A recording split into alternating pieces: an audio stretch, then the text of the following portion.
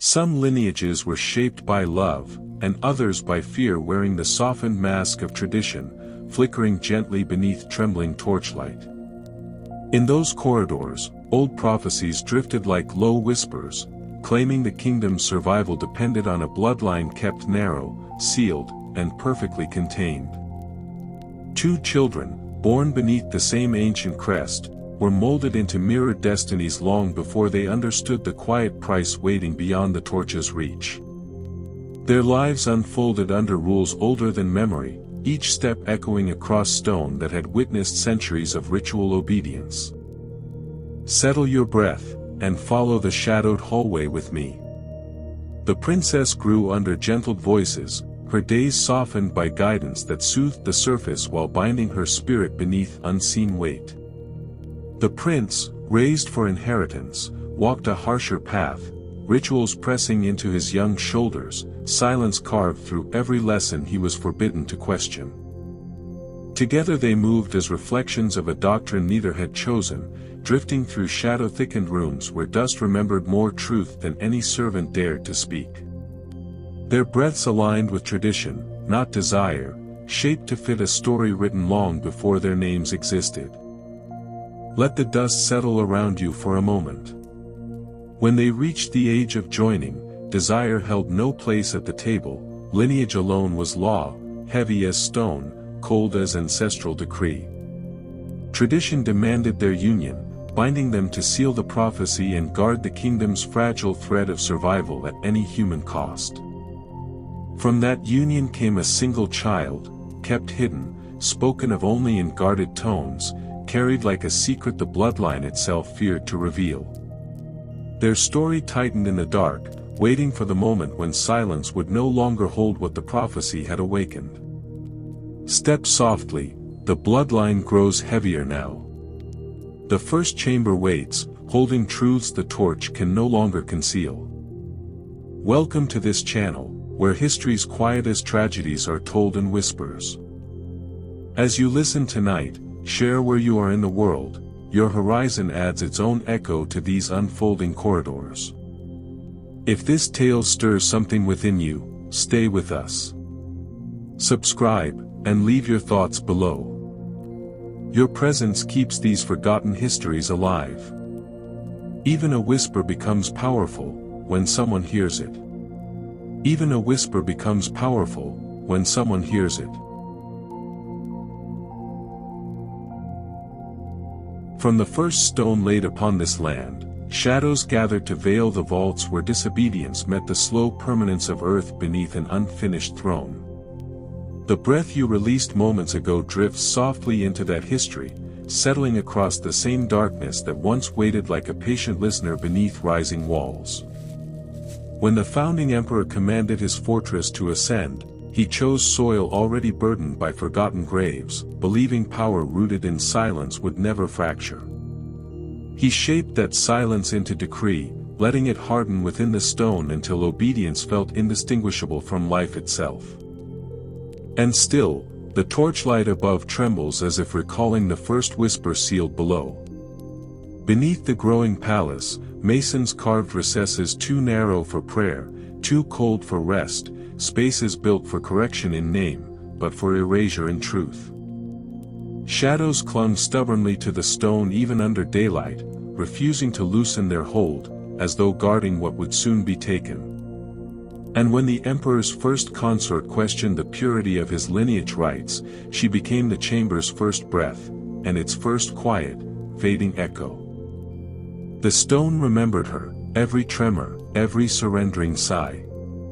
Queens who followed understood the unspoken law, a whisper misplaced, a doubt allowed to bloom, a plea softened by mercy could draw them downward into the shadowed earth. There, time unraveled slowly, breath thinned against unyielding walls, final moments drifted into the chronicles as muted lines of trembling hands and unanswered calls. Their fear did not howl, it murmured, a quiet surrender shaped by stone and darkness.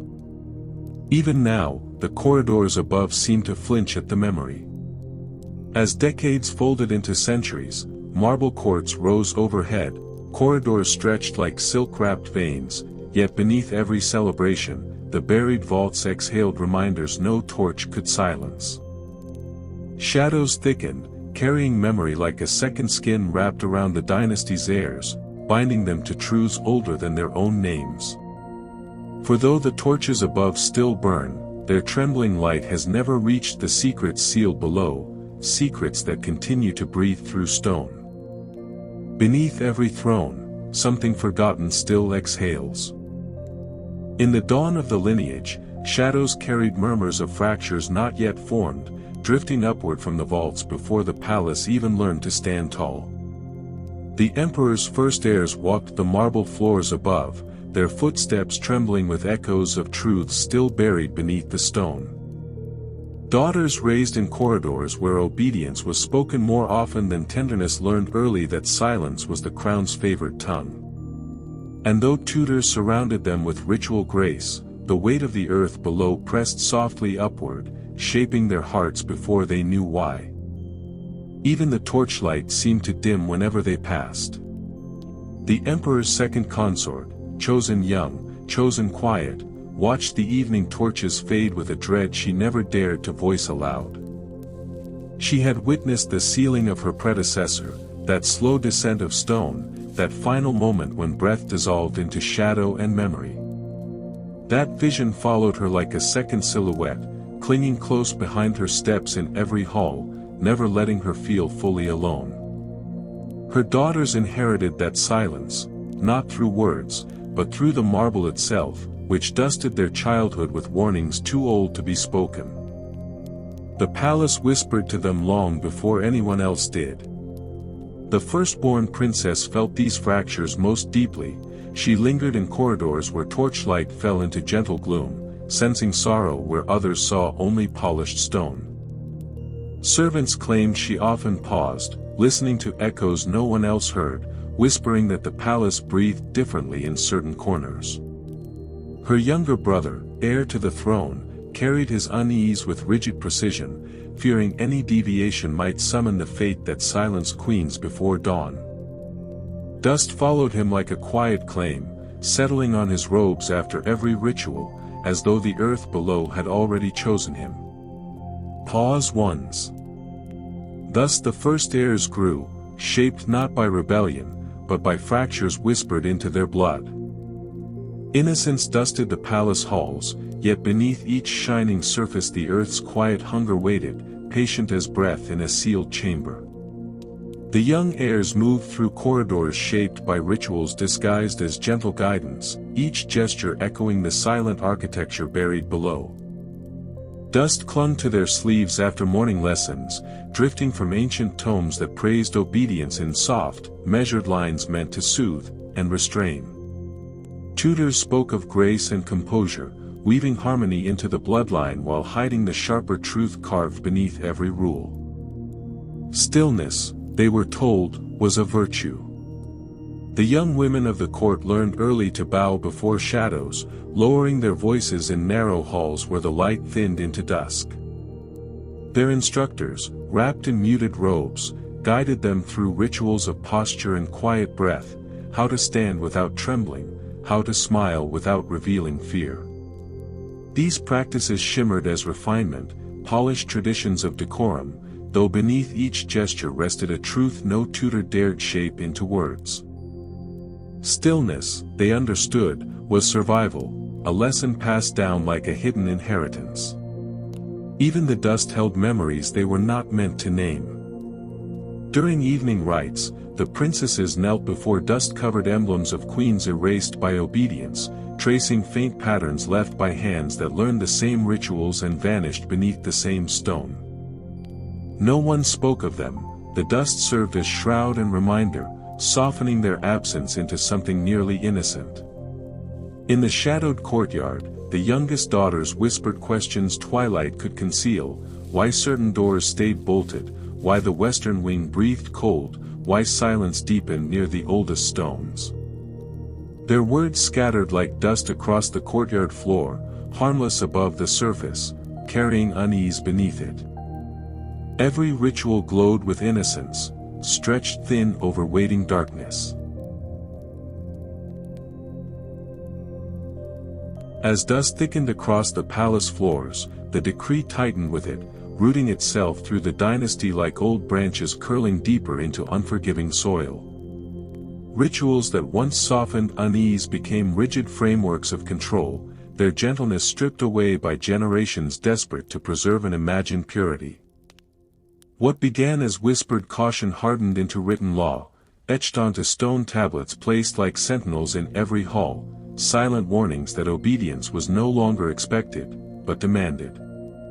Each season layered new rules atop the old, until even the smallest deviation seemed enough to stir the buried chambers awake. The air changed first, carrying memory like dust.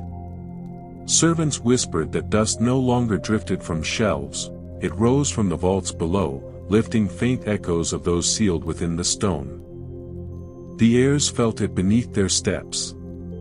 Their footprints lingered even after sweeping, as though the palace wished to record hesitation, and judge it. In this tightening silence, the dynasty birthed its first truly cruel edicts, rules shaped not by fear of rebellion, but by fear of change itself. And it was a gentle consort, untrained in deception, who felt the decree's sharpened edge first. Sometimes the quietest doubt is the one the stone hears most clearly. Her remark had been mild, a murmured question about whether tradition might bend for mercy. Yet in a court where dust listened as closely as men, her words grew wings. They reached the ears of those who feared mercy more than death, and at dusk she was summoned through a corridor where torches faltered and shadows lengthened across bare stone. She did not plead. She walked with measured breaths, knowing a trembling exhale might expose her fear to those who expected stillness. The vault awaiting her had not been opened in years, dust veiled its threshold like a mourning cloth. And when the stone descended, witnesses swore they heard only a single sound, an exhale too soft to reach the light. The palace continued, but the dust refused to forget. Morning rituals resumed with polished calm. Heirs recited lessons with lowered eyes, avoiding the empty space left in the consort's wing. Yet dust gathered thick upon her unused vanity chair, her untouched jewelry, the sealed decree that justified her silence. In the days that followed, new rules appeared, stricter vows for brides, hushed processions for daughters, fresh chambers carved in anticipation of further need. Cruelty no longer hid beneath innocence, it ascended quietly, settling over the palace like dust too deeply rooted to sweep away. When decrees tighten, mercy becomes the first breath lost to stone. Whispers rose from the depths, threading themselves through the bloodline like a tainted filament, stirred awake by decrees tightened beyond mercy. Dust no longer drifted with passive weight, it carried murmurs that clung to breath, soft as forgotten lullabies, sharp as warnings neglected for generations. Those who moved through the upper halls sensed the shift, as though the buried consorts exhaled through unseen cracks, reaching for descendants who held both crown and cruelty. The palace felt divided, half anchored in living stone, half trembling beneath whispers coaxed from restless earth. The first to hear them was the prince. At dusk, reviewing lineage rites in a dim corridor, he heard a tapping behind the wall, too delicate for tools, too purposeful for settling stone. He dismissed it as a childhood tale, one whispered by frightened nurses, until the sound returned each night, shifting gently, following him like breath woven through silence. When he finally pressed his ear to the stone, he heard it clearly, the soft, shaking cadence of a woman trying not to cry. And in that fragile sound lived every truth the dynasty had buried. Others did not hear, they saw. The younger princess endured visions instead, shadows pooling at the corners of her chamber, gathering into shapes she could not name yet recognized without knowing how. Sometimes they moved like hands brushing across the floor, sometimes like a face forming through a veil of dust, waiting to be remembered. She felt their sorrow first, waves so intimate they pulsed within her own heartbeat, and when the shadows dissolved, warmth lingered on the marble as though someone had knelt beside her bed. Whispered words hovered near her ear, just beyond understanding. Servants feared what the scribes refused to name. They spoke in hushed tones of mirrors fogging without breath, jewelry boxes opening untouched, torches dimming whenever certain heirs walked past.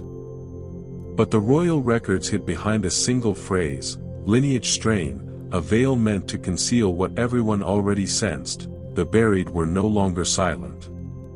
Their whispers wound themselves into the minds of heirs frayed by centuries of obedience, becoming guilt in some, warning in others, and in a chosen few, a beckoning. Yet the vaults remained sealed, their occupants unseen, their presence undeniable, each pulse of shadow tightening the curse around the dynasty. When the buried begin to whisper, the living no longer walk alone. Innocence corroded slowly, leaving fine fractures through the bloodline's core as whispers rose from the vaults, not loud, not demanding, but lingering like dust that refused to be swept away. Each heir felt the weight differently, yet all carried the same quiet understanding: the dynasty's strength had been forged through the suffocation of its own women, and no ritual could soften such a heritage. The whispers did not accuse, they simply remained, settling upon breath, upon memory, upon the fragile spaces where fear met truth. And with every drifting grain, the bloodline felt another thread begin to loosen. The youngest princess changed first. Sheltered once from darker traditions, she now found dust gathering beneath her fingertips whenever she touched the marble railings, as though the stone remembered every life sealed beneath it. During evening rites, the emblems of past queens pressed heavier against her spirit, their carved faces aged by time, sharpened by the knowledge settling within her. She traced their outlines with trembling hands, feeling guilt seep through her skin like a shadow drifting through a shallow breath. Her innocence did not fade, it fractured, becoming a mirror reflecting centuries of buried wrongs. Her brother carried the burden differently. The whispers that haunted his nights pressed against his rigid composure, urging him to confront the lineage he was meant to uphold.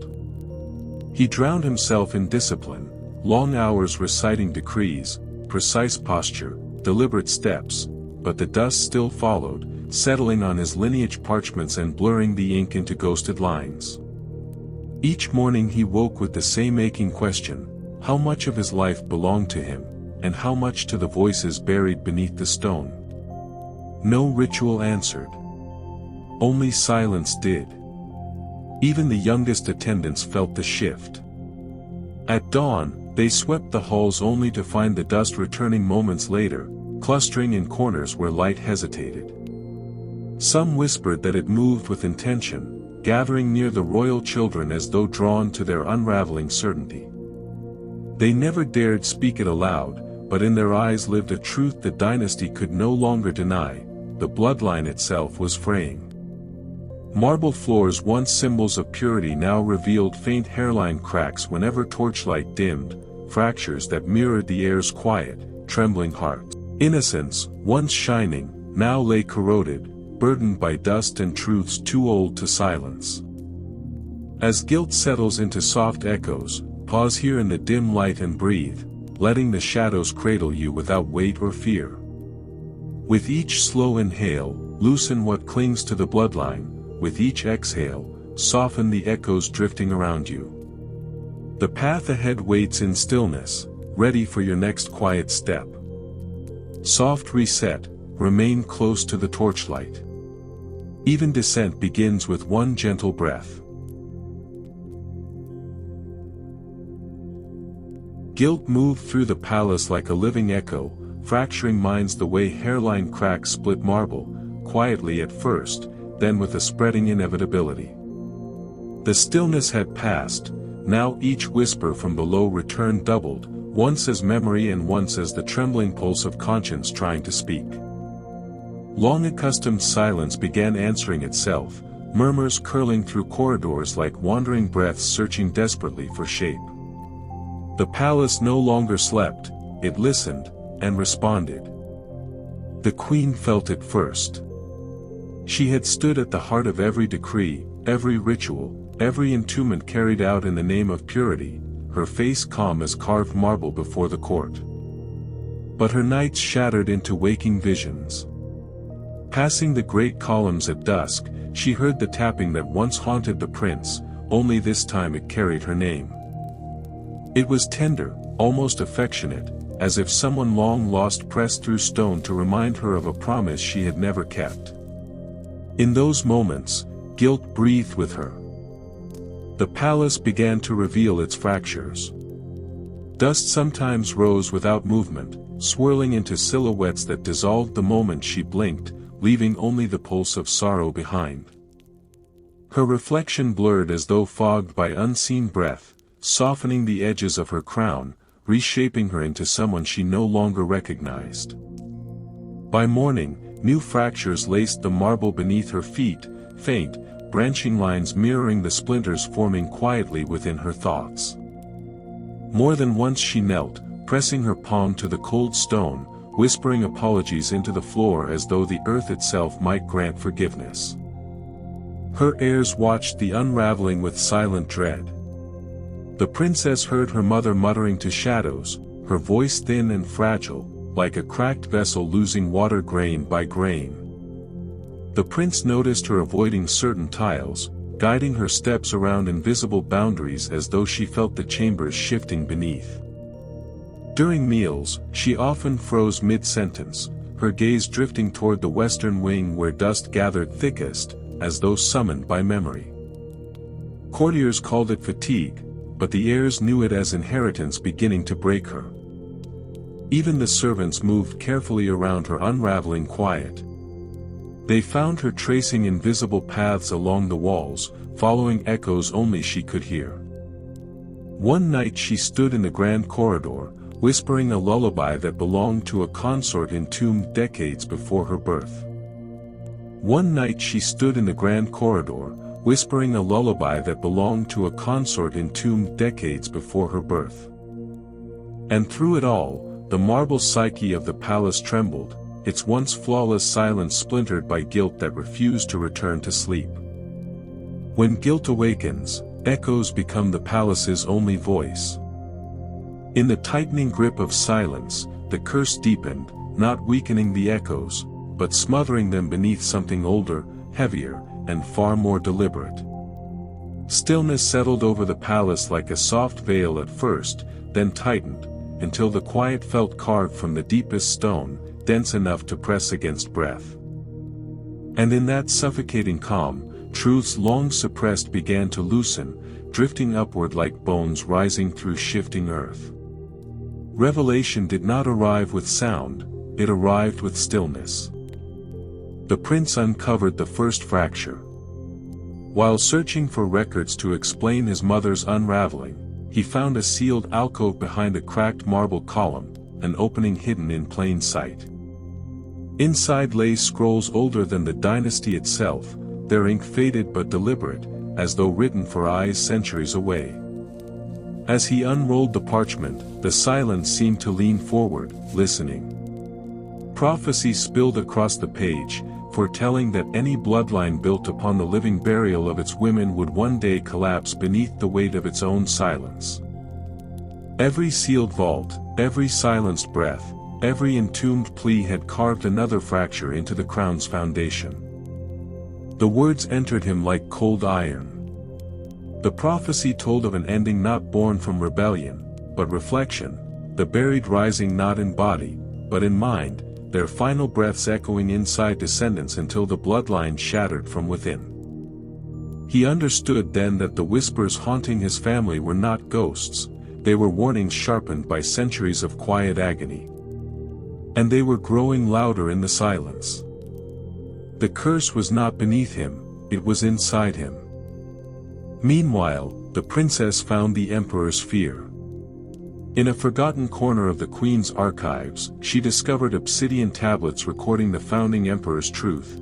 He had trusted silence more than devotion. His decree was born not from reverence, but terror, the fear that the women of his bloodline carried enough truth to unmake him. So he buried defiance alive, believing the earth would smother what he could not, never realizing silence would thicken into a living force, tightening with each generation. And now that silence pressed back, claiming voices, claiming breath, claiming memory. The palace held its breath as the airs read. Torches dimmed. Servants moved without sound. Even the queen's whispers faded, swallowed by the ancient quiet reclaiming its throne.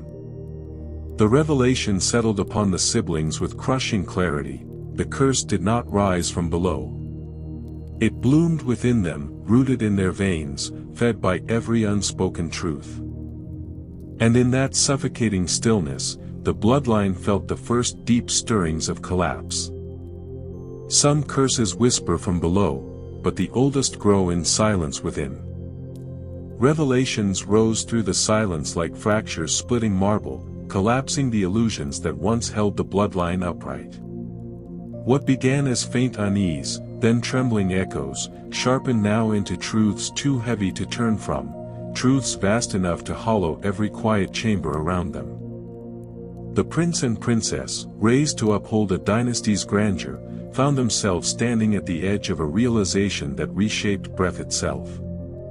Silence no longer concealed, it revealed. The old record spoke with merciless clarity. The scrolls and tablets revealed the truth plainly. The burials had never been a tradition of strength. They were the source of the family's unraveling.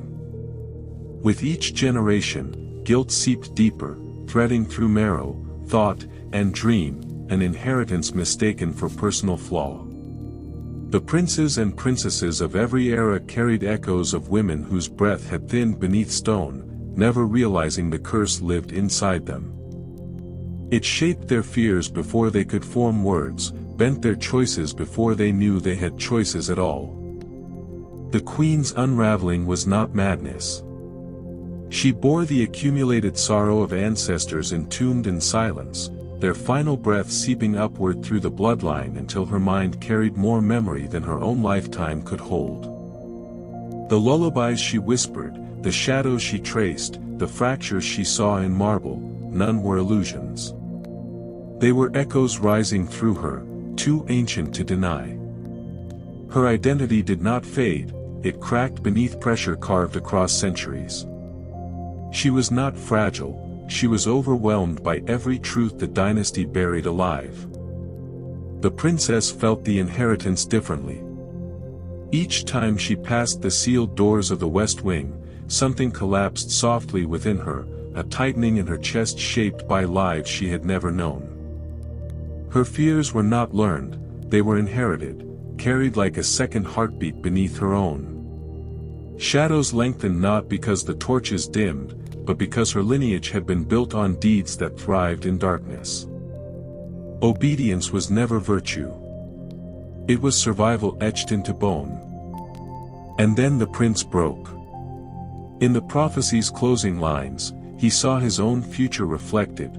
The final heir would bear the full weight of the curse, feeling the collapse before the kingdom did. And then the prince broke. In the prophecy's closing lines, he saw his own future reflected. The final heir would bear the full weight of the curse, feeling the collapse before the kingdom did. The bloodline's fall had already begun. Some endings do not scream, they arrive as understanding. As collapse settled over the dynasty, a cold dawn pierced the palace facade, its pale light indifferent, washing across marble that no longer dared reflect grandeur. Revelations that splintered the bloodline's core seeped outward, cracking the palace's composure in ways no decree or ritual could ever mend. The first light showed what centuries of silence had hidden, fractures spreading like frost beneath the dynasty's trembling feet. The dawn did not warm, it unveiled. The corridors felt hollow. Ritual precision, once the palace's spine, dissolved into uncertainty. Servants moved cautiously, unsure which tradition still breathed and which had died alongside the illusions that shaped them. Dust thickened in corners, not from neglect but from the stone itself loosening, as if the palace wished to shed history it had carried for too many lifetimes. Marble pillars that once promised permanence groaned softly, their internal strain murmuring through the halls like distant thunder waiting to find its voice. The architecture felt alive, and exhausted. The queen unraveled fastest.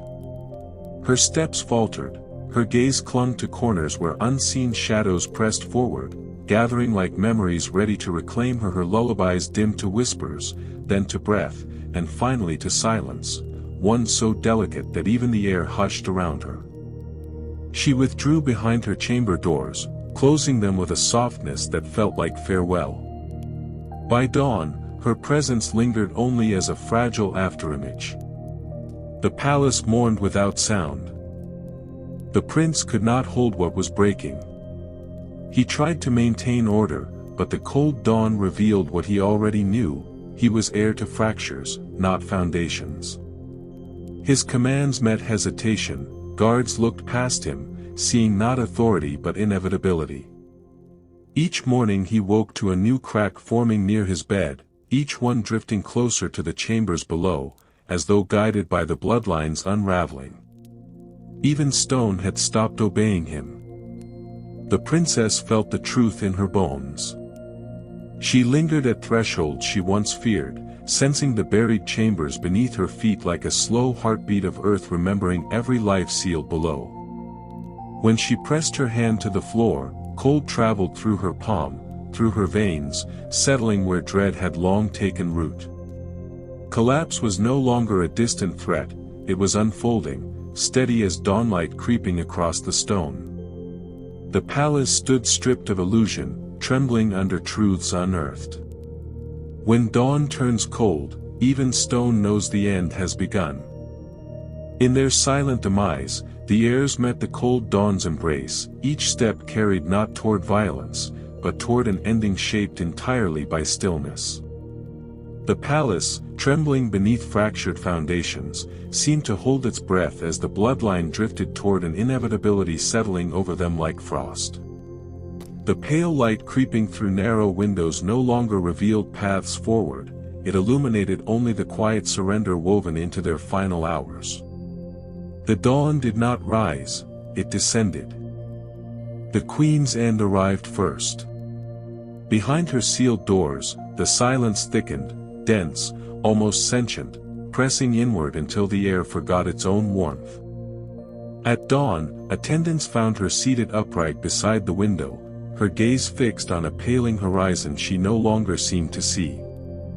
Her expression held no fear, no peace, only a vacancy carved by years of inherited sorrow settling deeper than breath. Her final exhale lingered faintly, an echo dissolving soundlessly into stone. The prince followed without struggle. Revelation had hollowed him, leaving a quiet inside that no decree could fill. In the days after the queen's passing, he wandered the halls before dawn, pausing at each fracture in the marble as though listening for a summons from below. On his last morning, he descended to an unused vault sealed for generations, brushing dust from its threshold before stepping inside. His torch flickered once, then vanished into darkness. When servants found the chamber open, only his folded cloak remained, and the faint imprint of someone who had knelt long enough for breath to turn to frost. The princess met her end with the softest collapse. She had always felt the pulse beneath the stone, a rhythm too close to her own. On her final dawn, she walked the eastern corridor where morning light first touched the palace, her silhouette painted in muted cold. She paused, listening to echoes only she could hear, a single tear tracing her cheek, not fear, but recognition. Pressing her palm to the marble, she whispered a name carried through generations and sank gently to the floor, her final breath leaving her like a long-held truth finally released. Some endings arrive without sound, only silence claiming what silence once created. Echoes faded gently, leaving only stillness in the cold dawn's wake, a stillness so complete it felt almost sacred, settling over a palace emptied of airs and stripped of trembling rituals. The murmurs that once haunted the corridors softened until they dissolved entirely, as though the buried voices, having spoken their truths, no longer sought to be heard. What remained was a hush that wrapped itself around stone and air alike, an ending shaped not by final cries, but by quiet surrender. Silence, at last, stood unchallenged. The dawn entered without resistance. Pale light spilled through the windows, brushing across abandoned chambers, discarded robes, quieted torches, and halls where footsteps would never again disturb the dust. Where echoes once curled along the floors, only faint impressions lingered, fading like breath on chilled glass. Yet the silence did not feel empty. It felt resolved, like a long-held note dissolving into its final vibration. An ending that arrived not with fear, but with acceptance. Even the torches understood. They flickered once, after centuries of trembling dread, as though acknowledging the close of a vigil that outlasted every mortal bound to it. Then, one by one, their flames withdrew, sinking into darkness with slow, graceful arcs. The final ember lingered, a small, warm tenderness, before yielding to the cold dawn's quiet. Light departed gently, without regret. The palace breathed out its last burden. Dust settled without urgency. Shadows neither reached nor recoiled, they simply rested, unshaped by fear. The cracked marble reflected a softened light, carrying no warnings, no guilt, only the quiet truth of endings fulfilled. It was a stillness that asked for nothing and promised nothing, an honest calm born not from silence imposed, but silence earned. When echoes fade, stillness becomes the final witness.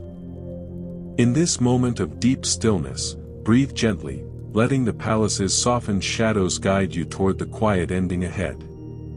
With each inhale, let the last remnants of echo settle, with each exhale, release the weight of everything that has passed. The silence holds you safely now, carrying you toward the final descent. Stay close to the quiet. Stillness prepares the way forward. Reflections lingered upon the empty throne, its marble dusted with forgotten dread as the cold dawn settled softly across the vacant hall. What once pierced illusion now illuminated an abandoned seat, one that had governed centuries of obedience, cruelty, and collapse. Without heirs to claim it, the throne seemed less a symbol of rule and more a relic of a vanished age, its carvings softened beneath drifting dust like the final testimony of every silenced life. The dawn did not accuse, it revealed. Even the air held memory. Voices that once shaped countless fates no longer stirred, they had quieted into stone, merging with the pale dawn leaking through broken latticework. Dust gathered along the armrests, its layers forming a muted chronicle, breaths thinned in vaults, confessions swallowed unspoken, footsteps faltering beneath inherited dread. Each grain carried a fragment of suffering too old for words, settling into stillness with quiet finality. The hall reflected not emptiness, but consequence. The marble revealed its fractures. Walls once polished to perfection now bore faint, delicate cracks stretching outward like pale veins, remnants of a bloodline unraveling from within. Light slipped through the chamber unimpeded, spreading across the floor in pale ribbons that exposed every contour of silence. Where courtiers once knelt, dust remained. Where proclamations once echoed, stillness settled like a final verdict. Nothing moved, yet everything lingered. The throne contemplated its own existence. It had outlived its lineage and the rituals carved to preserve its dominion. Now it stood alone, a monument stripped of purpose, holding only the weight of memory. And in that quiet reflection lay the truth the dynasty never dared speak: power built on buried breath cannot endure. Only silence remains to tell the story. When the throne empties, truth takes its seat. Final breaths echoed faintly through the depths, surrendering themselves to silence as though the palace had drawn one long exhale after centuries of unrest. Here, where stone pressed close and shadows moved with unhurried grace, the last traces of the dynasty thinned into stillness, soft, fading, scarcely more than memory drifting through cold air. The empty throne above held reflection, but these depths held what remained of breath. And even that was dissolving. Silence ruled gently. These lower corridors once echoed with hurried steps, whispered pleas, and the trembling fear of those who dreaded the vaults beneath. Now, only the faintest stir of air glided through them, carrying imagined echoes of breaths long spent, exhalations folding into stillness like mist dissolving into dawn.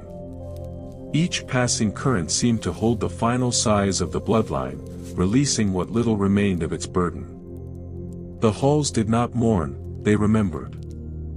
The chambers held their history. Stone retained the warmth of countless lives, some taken too soon, some surrendered willingly, yet now even that warmth had cooled. The air grew heavier, unbroken by plea or lament, as though the depths had exhaled every sorrow they once absorbed.